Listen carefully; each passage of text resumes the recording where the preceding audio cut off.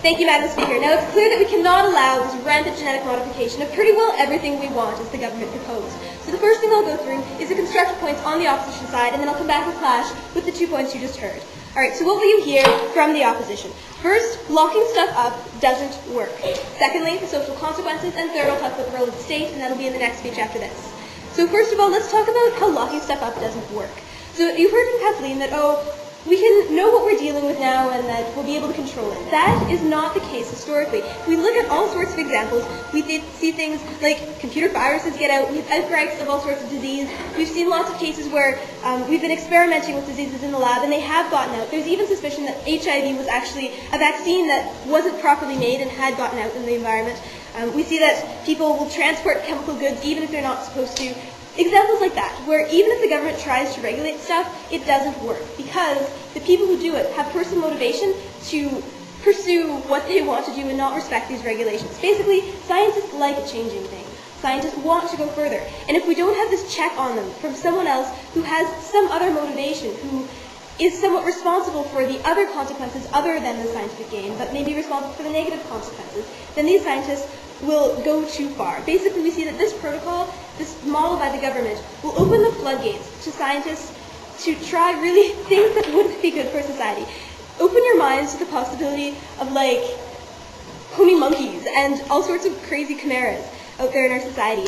These don't necessarily have a practical purpose, but scientists may be very well tempted to do them just out of curiosity, because we see that scientists are often driven by curiosity and not necessarily the social good of our society. It would be our tax money funding them. Alright, so what examples do we have of cases where we haven't really understood what we're dealing with and it has gotten out? We'll take, for instance, things like CFC, like DDT. These are all chemicals that have hugely nasty consequences for our ecosystems. CFCs are destroying the ozone. DDT is causing extinctions in falcons because their eggshells start to degrade. X-rays, when we first discovered them, we X-rayed just about everything we could find, and people died early because they got cancer from the X-rays. And so these are all examples of how in science, if you meddle with things that you don't understand, you can do a lot more harm than good. No, thank you. And so this is totally analogous, where if we let scientists have free reign, they will do more harm than good, because they'll start meddling with things that they don't understand well enough yet. Now, the government's entire point was in saying that, well, we'll know better how to deal with it. But on the contrary, it's will cause scientists to start going to realms that we don't know anything about. Realms like the new versions of CFCs and DDT and X-rays that we don't know how to handle properly. And this will be a harm for our society. So in the opposition, we say, let's take it slow, figure out the problems with these before we start using them widely and destroy our ecosystems. Thank you. Julia, X-rays have provided countless benefits to our society, and if the early innovators had, maybe given themselves cancer because they were experimenting, we might not have these innovations help many people.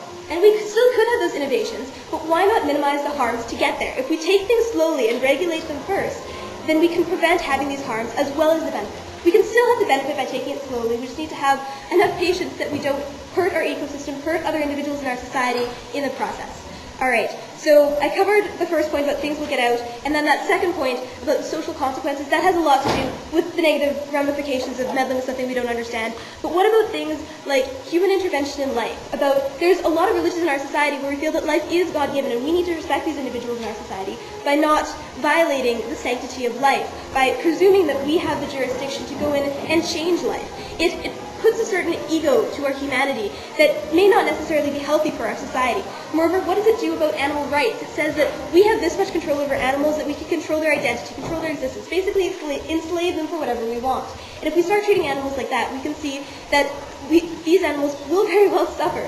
We see that animals do have rights in the minds of many people, and those individuals who do believe that animals have rights need to be respected by constraining scientists to respect those rights of animals as well. So I've shown you these 2 points of lucky stuff doesn't work and social consequences of this proposal. So let's go back and show this clash directly with Kathleen showed you.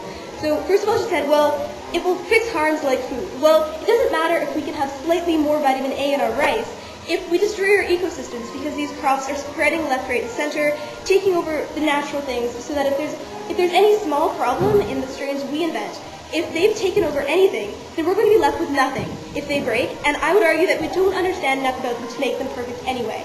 I mean, things have evolved naturally to do it pretty well, so let's stick with the natural way. Alright, so clearly that point falls because we can cause so much more harm to the environment than we can potentially do good. And then she said, well, we know better what we deal with, but I've already clashed with that by showing you through examples in the past that have caused so much more harm than good, we really don't understand what we're we're dealing with here. We can come together so many different combinations that could never before have been possible that we can't possibly understand the outcomes. For these many reasons, it's clear that we must not genetically engineer life. Thank you.